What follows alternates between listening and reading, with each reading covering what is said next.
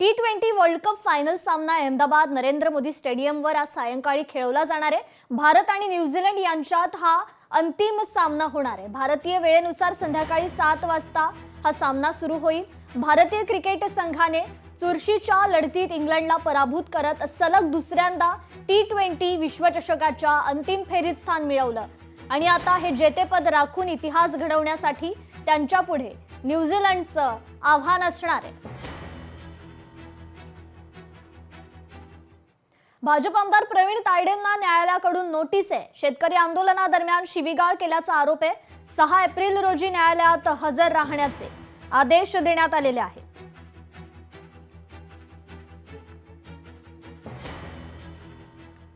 तुम्ही जर दुजाभाव करण्याचा प्रयत्न करत असाल हेतुपुरस्सर आणि तुमचं ते टुनटुन गोपाल भालेराव पुरण पुण्याला जाते तिथून सल्ला घेते कायदा आंदोलन करावं। अबे भडव्या तू आम्हाला सांगतो आम्ही इमानदारीने काम करणारे लोक आहोत।